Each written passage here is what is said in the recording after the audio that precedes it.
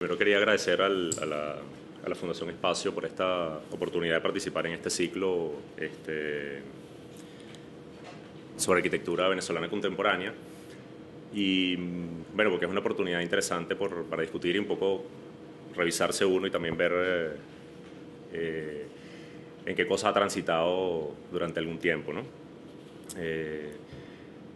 Este espacio de la investigación al cual nos convocan, quizás nos pone como en un compromiso de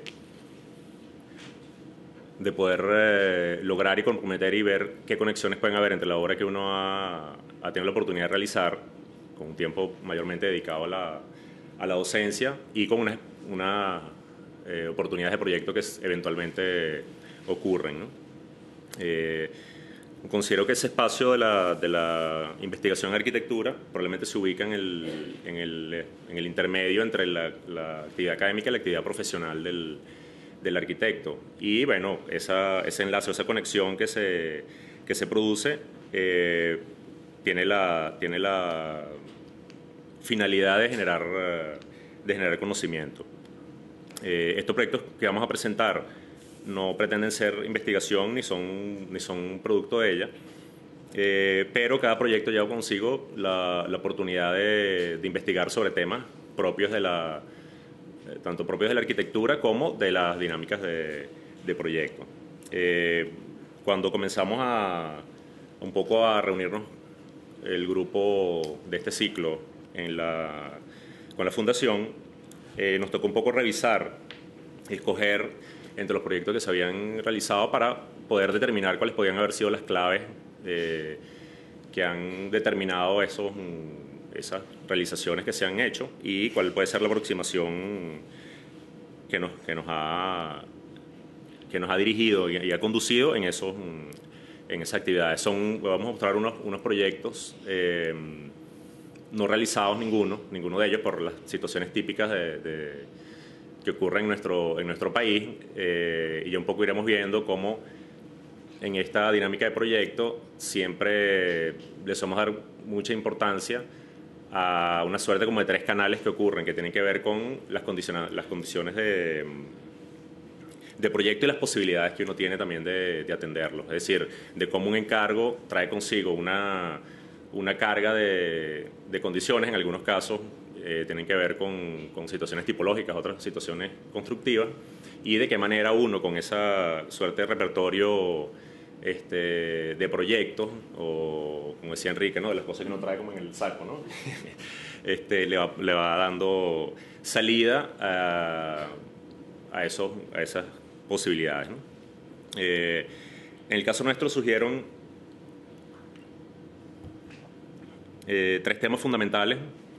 El primero de ellos es el tratamiento de la luz y la sombra como clave de proyecto, que bueno, que quizás es uno de los temas innegables, sobre todo para nuestro medio y para nuestro lugar geográfico, que bueno, en muchos casos lo vamos manejando de maneras particulares, pero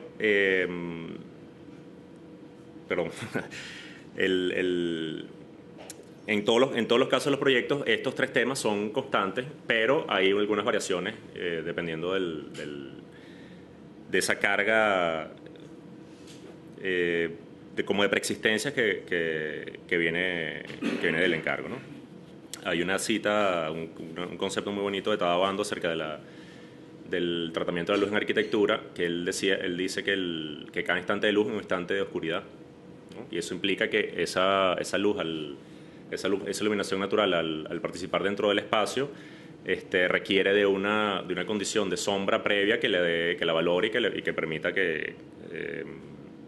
potenciarla y dosificarla, ¿no?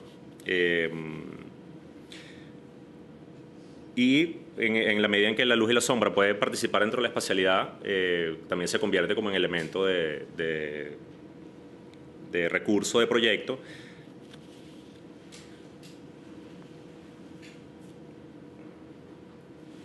Perdón, estoy un poco distraído.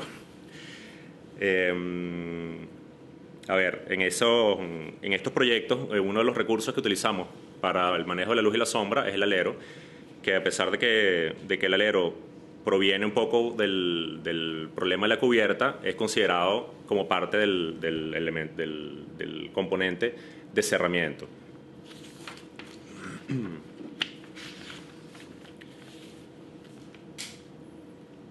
El otro de los temas importantes que es constante en estos proyectos es el de la continuidad espacial, que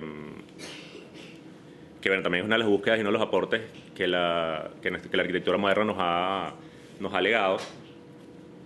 Hay Albert Sisa decía en una conversación que reseña Joseph Keckler en su artículo, en su libro Artículos de Ocasión, que uno de los momentos más angustiantes que él había sentido en su vida era un viaje que había hecho en autobús por la India, donde él se encontraba en un autobús de estos lleno de gente, animales, cajas, etcétera, etcétera, y esa sensación de sentirse encajado en el espacio sin lograr ver cuál era la salida, bueno, le generaba una angustia increíble.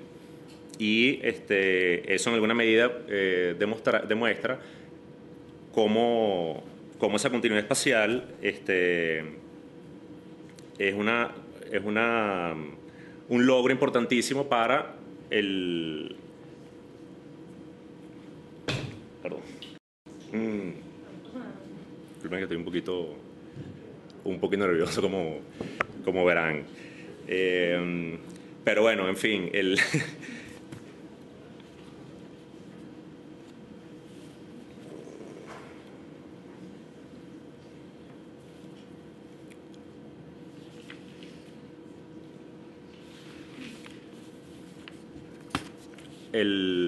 bueno, ese es uno de los temas importantes que hemos venido manejando como continuidad espacial en estos proyectos. El tercero es el tema de las texturas, que pueden ser en algunos momentos complemento del proceso de producción de la forma, como relación de contraste y asociación de materiales y sus diversas texturas. Estas texturas, en alguna medida, permiten el volumen, en algunos casos, liberarlo de esa carga de condición inicial de sólido, y en algunos casos también permitir la creación de lugares y bueno, también configuración de espacios a partir de esta definición de superficie.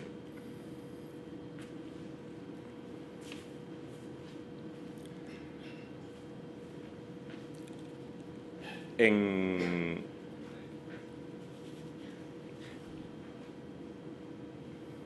esta producción de proyectos hay un instrumento de comunicación que es el proyecto, que permite generar instrucciones para construir los edificios. Esta transformación constante de un diseño que representa el proyecto es, según Rafael Moneo, una organización racional de los sistemas constructivos.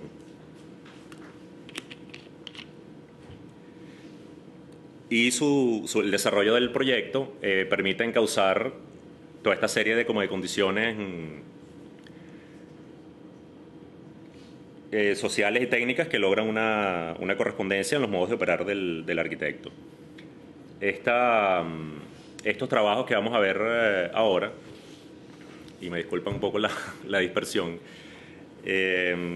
han sido hechos en unas condiciones también muy particulares, no de oficina convencional, ya que el tiempo, todos estos años, a partir del año 99 para acá, gran parte de la dedicación mía ha estado en las universidades, ¿no? en cargos directivos, y entonces en el momento en que surgen los encargos se agrupa un equipo que bueno, hemos venido trabajando durante algún tiempo con estos proyectos. Y todos ellos tienen una suerte como de condiciones previas que condicionan la manera de cómo van apareciendo los encargos. En este primer caso, que era una casa en Valencia, en un parcelamiento que era el antiguo Safari.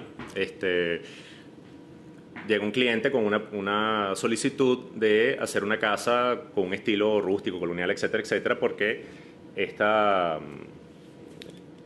gente del parcelamiento condicionaba la formalidad de la arquitectura. Es decir, ellos pedían que los edificios tuviesen un estilo como rústico, como colonial, con techo de teja, etcétera, etcétera. Y bueno, un poco el reto estaba en cómo en pleno año 2000 convencer a un cliente de que podían construirse esa misma casa que él quería con un lenguaje un poco más contemporáneo, ¿no?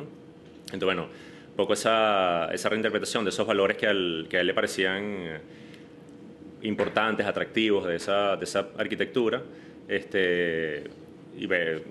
retomarlos y presentarlos con un lenguaje contemporáneo. Entonces, se plantea una casa de fin de semana donde también uno de los temas que le interesaba era el juego de bolas criollas, y esa condición previa de esquema de arquitectura colonial, bueno, se reinterpreta utilizando unos espacios perimetrales que resuelven el problema de la transición entre interior y exterior, generando sombras, y con un trabajo de cerramiento que en alguna medida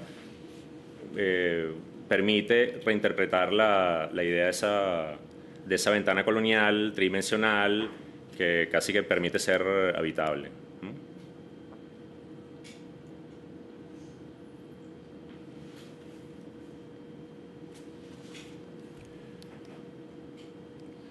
Otra de las condiciones que hacía que esta casa, con esa intención de tener corredores perimetrales, como transición y producción de sombra, era que en este condominio también había una manada de cebras que eran sobrevivientes del antiguo Safari, y eso condicionó el diseño de estos cerramientos exteriores, porque, claro, el hacer un corredor abierto iba a producir que las cebras se metieran al espacio. Bueno, no se podía como dejar hacia la intemperie, ¿no? Y bueno, hay también todo un juego de articulaciones compositivas de formas, donde cada material va también en alguna medida articulándose con otro y generar y representar cada uno de esos componentes con cambios de materiales.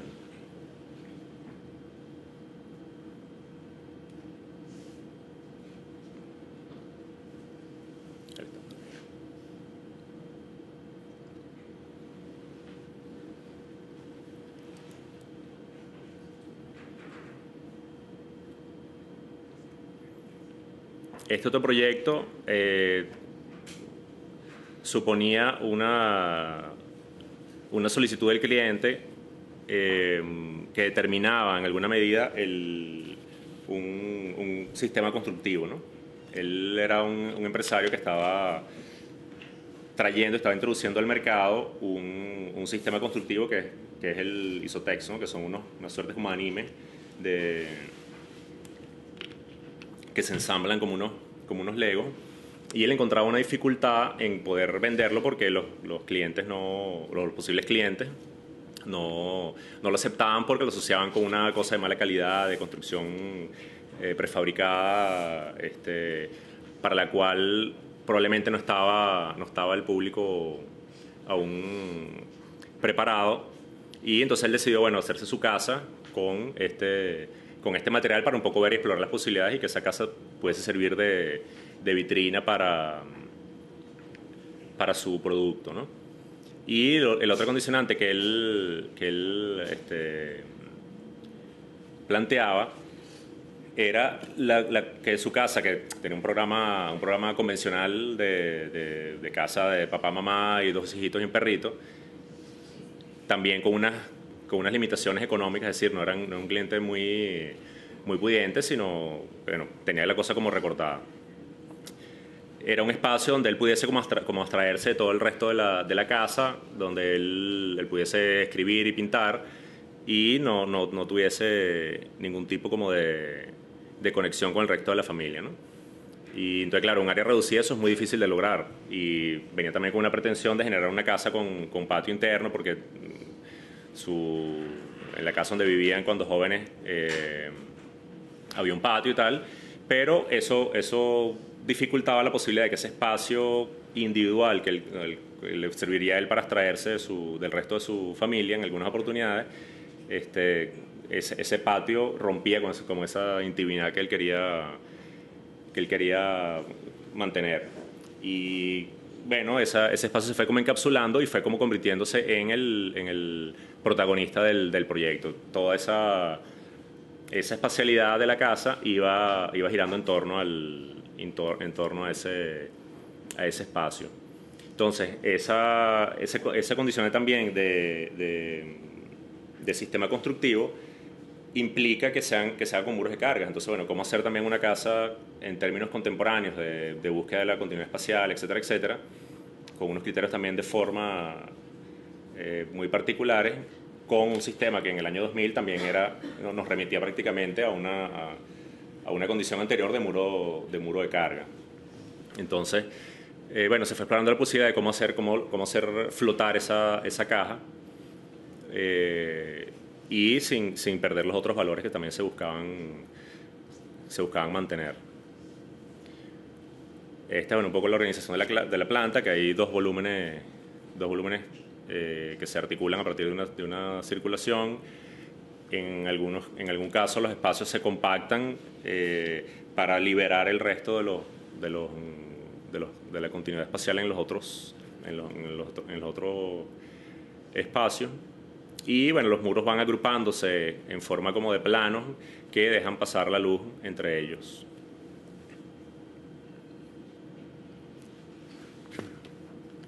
Hay por supuesto, un programa convencional de casa, habitaciones, baños, etcétera, etcétera. Y este vacío es el que permitía que esa caja con el estudio arriba estuviese como allí flotando de manera independiente.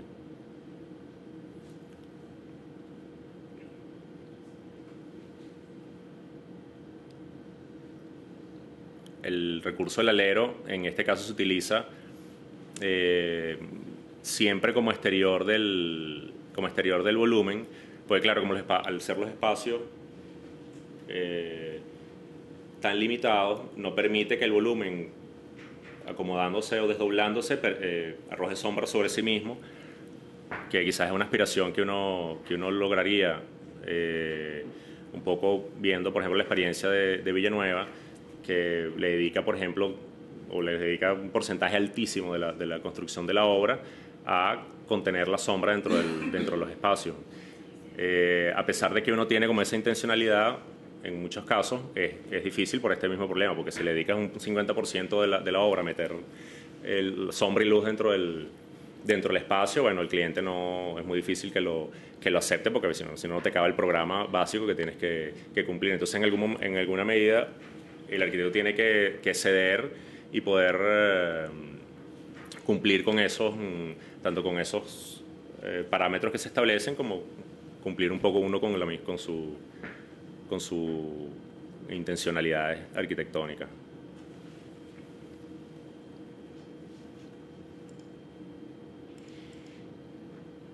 Perdón.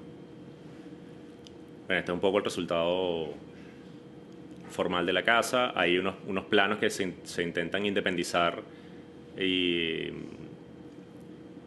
combinarse a partir también de diversas texturas para un poco reforzar la composición de una pieza que prácticamente es una caja, ¿no?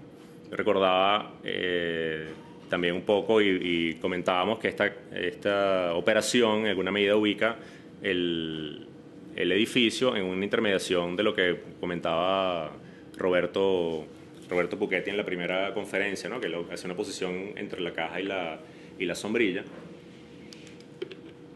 como los dos extremos uno del volumen como convexo que busca la interioridad Y la sombra, bueno, como ese volumen como muy permeable que introduce la sombra dentro del volumen. Esto probablemente se ubique en un grado intermedio por, bueno, esas mismas condiciones que les comentaba anteriormente de muro de carga.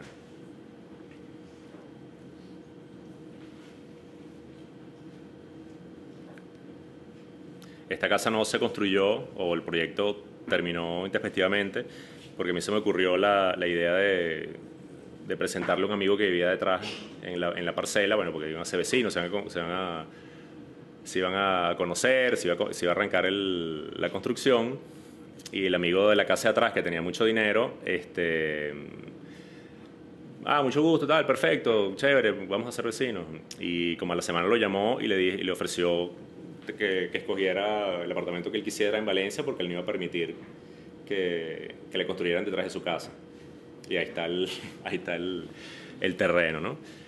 Entonces, un poco ver desde qué manera, desde qué puntos el ámbito de la arquitectura influye sobre la construcción de la ciudad y cómo otros factores son los que operan un poco de manera subyacente.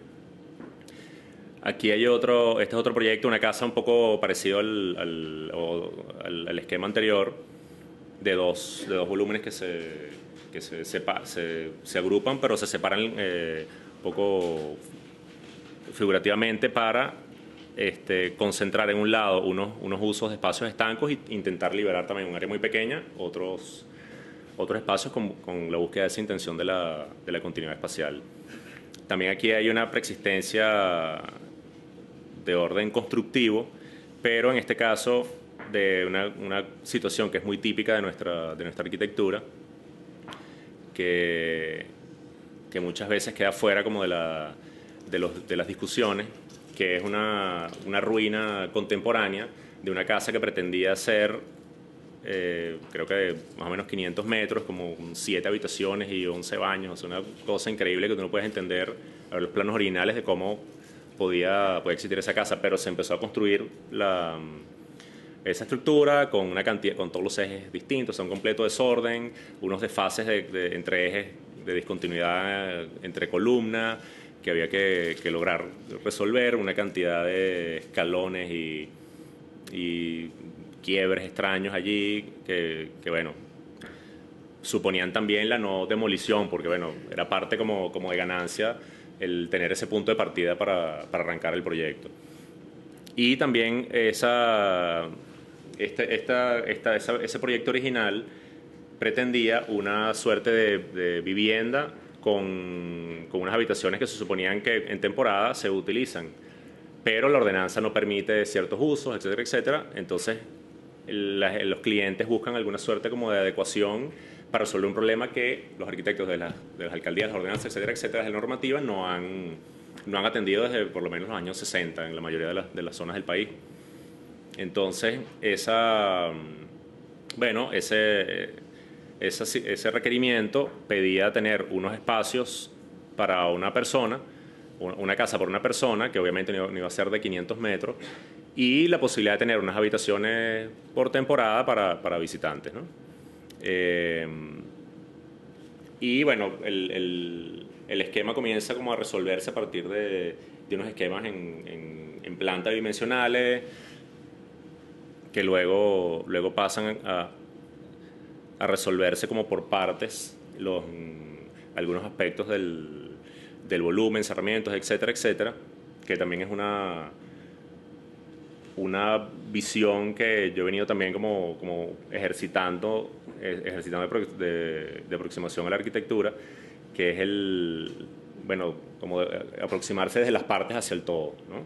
Que como ejercicio también académico en la facultad, que en alguna oportunidad lo hicimos con Alejandro en la Nación Bolívar, que era desarrollar cerramiento, cubierta y suelo de manera independiente, y luego esos tres componentes se van integrando.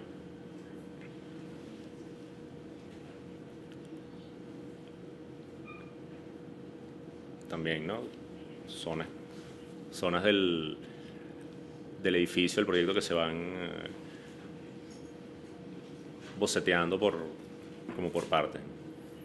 Y bueno, un poco un caso parecido, ¿no? Este es un volumen independiente para esas habitaciones de visitas cuando llegue la familia, etcétera, etcétera, y eventualmente poderlas alquilar. Y la condición era que fuesen separadas, ¿no? Que tuviesen un acceso independiente. Y bueno, esa preexistencia de suelos allí todos torcidos, todos desordenados, bueno, debían ahora como ordenarse en un nuevo proyecto que se montaba sobre esa estructura. Estaba la parte como de la casa principal y la de las habitaciones de visita, y del cuarto principal surgía un espacio como un estudio terraza abierto que también, parecido a la casa anterior, se convertía como en el protagonista de la espacialidad de la casa.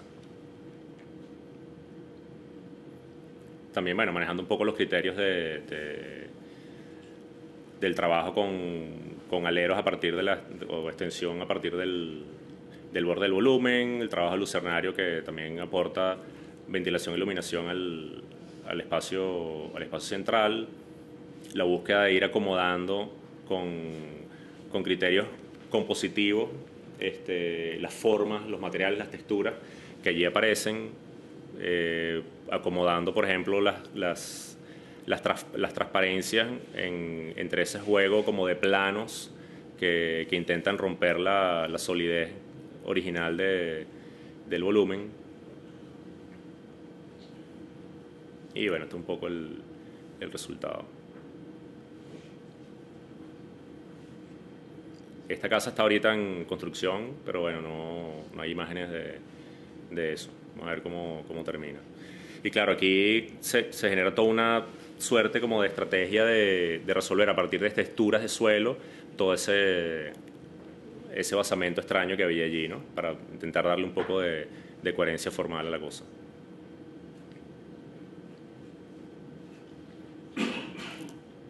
Y este otro proyecto que también es una casa donde la preexistencia es la no preexistencia en alguna medida, porque el terreno es un terreno completamente silvestre en una montaña en Aguirre, que también queda en el estado de Carabobo, en una montaña preciosa, 1400 metros de altura, con una vista de todo ese valle de Canuao, etcétera, etcétera, y que se pretendía hacer una especie de pabellón también de fin de semana, con la dificultad también como condicionante que el acceso al sitio es muy difícil. O sea, no hay manera de hacer una construcción tradicional en este lugar sin... o sea, entonces por eso había que pensar en una posibilidad de la prefabricación, ¿no? Y bueno, lo que se pedía era un pabellón donde hubiese, bueno, poder hacer la fiesta de fin de semana, parrillas, etcétera, etcétera, y un par de habitaciones para pasar allí la noche eventualmente. En un principio se quería vender ese proyecto al cliente o hacer un conjunto de estos pabelloncitos para vender, y finalmente decidió como hacer uno solo para él. Este es un anteproyecto que está en proceso. Y aquí la búsqueda fue, bueno, cómo lograr con módulos de acero de 1,20 o con modulares a 1,20, los elementos más grandes debían tener 3,60 metros para poder ser llevados en una pequeña transporte para el sitio, ¿no? Entonces, bueno, los cerramientos son también, o van a ser componentes prefabricados que permitan el ensamblaje arriba en el sitio con cierta facilidad. La terraza también pretendía ser un espacio también utilizable, porque, bueno, obviamente la vista de ahí es mayor, y al ser plano el techo facilitaba esa condición.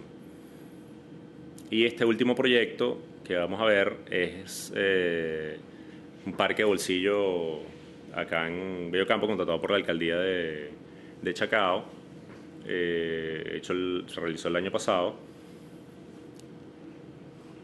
Y el tema aquí de las texturas es un poco el que guió y orientó el proyecto, ¿no?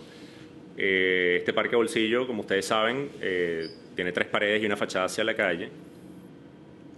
y se pedía también como un poco cambio en la condición tipológica del parque, que no fuese solamente un problema como de contemplación y de paisajismo, sino que además tuviese o incluyese otras series de usos para el parque, lo cual permitiera que se utilizase el espacio durante todo el día, incluso en la noche. Entonces, tener una presencia de una persona allí siempre implica un uso que no está contemplado en un parque de esta naturaleza. Entonces, bueno, no estaba fácil la cosa, se comenzaron manejando también con los vecinos desde la posibilidad de una venta de empanadas, un kiosco de periódico, etcétera, etcétera. Y bueno, un poco así fue mutando el fluido hasta que apareció una suerte como de edificio de servicios dentro del pabellón, dentro del parque, perdón.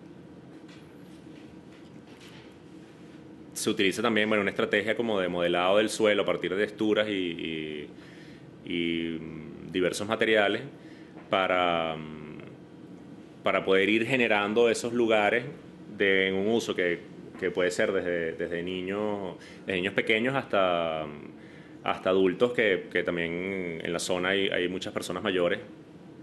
Y bueno, un poco el problema que se había tenido en algunos de los espacios públicos que se ha generado, donde por ejemplo aparecen juegos y servicios de barras, etcétera, etcétera, donde suelen estar adolescentes, entonces los vecinos con niños pequeños entonces no quieren, tienen como dificultad en compartir el espacio, entonces las personas mayores tampoco. El problema del mobiliario urbano y de los bancos también genera ciertas discusiones también con los vecinos. Pero bueno, surgió la idea como hacer un pequeño pabellón al final del parque que contenía una sala de reuniones para los vecinos, un café, unos baños, etcétera, algunas facilidades allí para los usuarios. También se planteó una pared escalada para niños y una biblioteca de paso que complementaban también ese uso para intentar darle un alargamiento en el uso del parque durante el día y la noche. Uno de los temas que también llevó muchas discusiones fue el de los bancos, porque los vecinos se quejaban, sobre todo las personas mayores, de estos bancos que han puesto en algunos sitios en el municipio, que me parecen hermosísimos, pero resultan incómodos porque bueno, el objetivo es que la persona no permanezca ahí, porque son lugares como paradas, etcétera, etcétera, que no son de permanencia muy larga. Entonces pues, se planteó uno parecido con respaldares, porque eso era el punto de discusión, pero los vecinos querían el parquecito tradicional, el banquito tradicional de parque, ¿no? Que bueno, al final intentamos plantear un intermedio entre concreto, madera y acero, que creo que terminó convenciendo a todo. Bueno, un poco el esquema del parque también se va sectorizando a partir del uso de las texturas, los distintos lugares. Hay un tema también de cerramiento que también condicionaba un poco todas las operaciones del proyecto, porque había la necesidad también, a pesar de que tuviese esa presencia vigilante ahí permanentemente, había la necesidad también de cerrarlo, por supuesto, tarde en la noche. Entonces se plantea esta suerte como de cerramiento con pantallas, aleros, que contenía un cerramiento plegable que podría abrir el parque desde solamente en un módulo o completamente permeable a la calle. Hay una piscina de arena de juegos que está deprimida, aprovechando la poca pendiente que tiene el terreno, y hay unos accesos con rampas, toboganes para los niños, unas gradas que también a otra velocidad permiten utilizarlo en eventos diversos.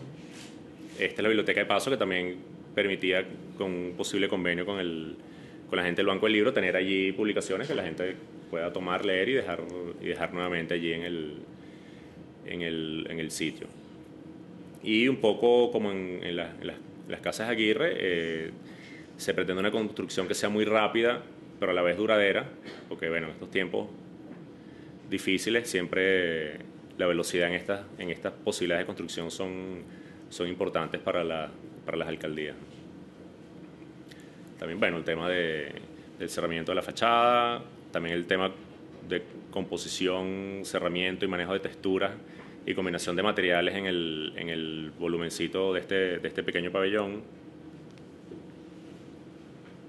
Y bueno, un poco las vistas del parque, ¿no?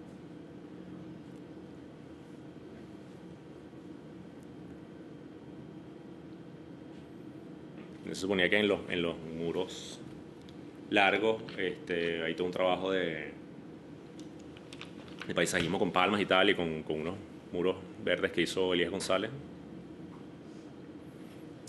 Y bueno, aparece también nuevamente esta suerte como de cintas que van constituyéndose en aleros para lograr ganar la mayor sombra posible sobre la superficie. Ese pabelloncito, el café, tiene también una terracita aquí de madera para poner mueblecitos y tal. Toboganes de acceso al parque.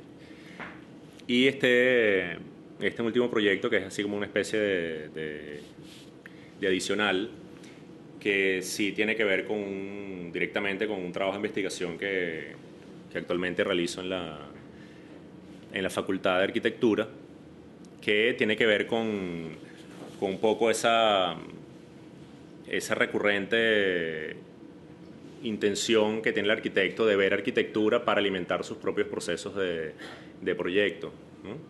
Pienso que la arquitectura se referencia en sí misma y la propia arquitectura es el material fundamental para producir las ideas de arquitectura, no en situaciones extraarquitectónicas. Es decir, yo creo que no es la poesía, no es la música, no es las ideas, no son los conceptos abstractos que producen las formas arquitectónicas, sino que la arquitectura es suficientemente rica como para poder generar y detonar el conocimiento en arquitectura. Y bueno, este es un caso un poco recurrente en mí, porque es una arquitectura que yo tenía muchos años viendo, conociendo, pasándole como por enfrente, y en alguna medida atrae la atención o atrae mi atención como arquitecto, y que probablemente ha permitido ir construyendo parte de las respuestas que tiene uno también como arquitecto a la hora de proyectar.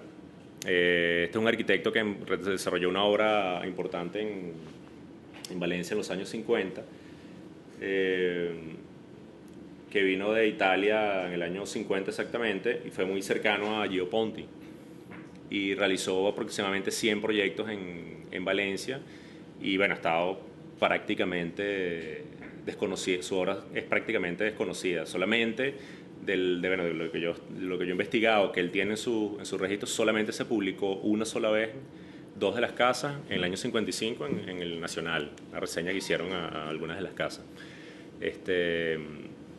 Y bueno, creo que un poco nos puede llamar a la reflexión, en el sentido de ver cómo nuestra arquitectura, y bueno, en general la arquitectura suele presentarse como edificio emblemático, y nunca se ve el conjunto, por ejemplo, de arquitecturas de muchísima calidad que han estado por allí en la ciudad y que constantemente se atacan, se demuelen, quedan en el olvido, y pudiesen ser aprovechadas también para generar conocimiento y, por otro lado, aportar a la construcción de la memoria de nuestra arquitectura.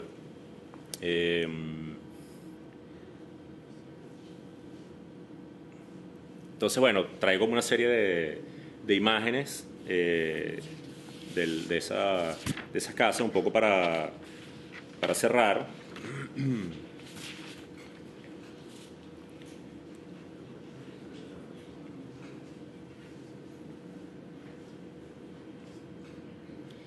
Y un poco, bueno, creo que la reflexión en este sentido, del mirar arquitectura para poder construirnos como unos materiales de de proyecto, como señala Piñón, que en alguna medida nos permitan producir respuestas arquitectónicas, independientemente de que nos pueda parecer o podamos compartir este tipo de arquitectura o no. Pero creo que tiene unos valores muy bien logrados, no solamente formales, porque eso quizás es un aspecto, pero en el sentido de que como un personaje que llega y aparece en los años 50 en Valencia, en una ciudad que estaba pasando de ser, como muchas de las ciudades en Venezuela, de un territorio completamente rural, a surgir una nueva clase profesional que estaba interesada en ir construyendo, quizás no la ciudad, porque probablemente esa no es la conciencia que tenían, pero había unas condiciones también de preexistencia a nivel, por ejemplo, de ordenanza, de planes urbanos, que facilitaron una arquitectura de muchísima calidad que quizás hoy en día no es posible hacerlo, ¿no? Y por otro lado, esas condiciones de requerimiento de proyecto que le llega al arquitecto, el arquitecto está en capacidad de producir una respuesta como esta. Entonces y el cliente, por supuesto, también facilita esa situación. Entonces esos tres canales en los cuales operan los tres factores o esos tres factores que se pueden involucrar en el proyecto, que son, por un lado, el cliente, el arquitecto que lo toma como parte de la obra, como parte del proyecto, perdón, y unas condicionantes también de ordenanzas, técnicas, sociales, etcétera, etcétera, que también arman ese triángulo que facilita esta producción de arquitectura. Pero pareciese que hoy en día, dado un poco estas persistencias que yo mencionaba en los proyectos que me ha tocado participar, donde hay como una dislocación en esos tres canales, donde el cliente tiene como unas aspiraciones que están muy lejos de las que probablemente uno quiera como lograr, muchas veces vienen con esas posibilidades como de cambio en lo tipológico para poder saltarse la ordenanza y poder lograr mayores beneficios a lo que le ofrece su posibilidad. Entonces, bueno, quizás allí tocaría como reflexionar en qué sentido estamos los arquitectos influyendo en esas decisiones, ¿no? o en esos procesos, ¿no?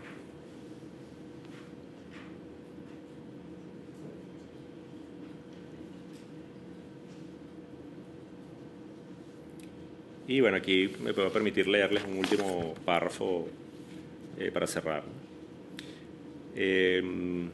La curiosidad por estas obras no pretende otra cosa sino contribuir con la construcción de la memoria de nuestra arquitectura.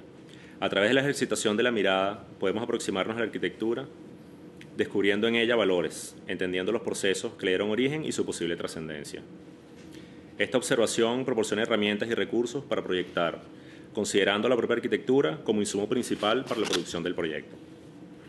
Las imágenes que la mirada ubica desde la experiencia de la modernidad y sus posibles conexiones con la práctica actual permiten ser escenario para la reflexión sobre la práctica del proyecto de arquitectura y su enlace con la investigación.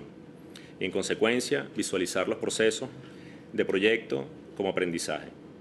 Y para aprender, deberíamos comenzar por aprender a mirar. Esto es un proceso que nunca termina. Gracias.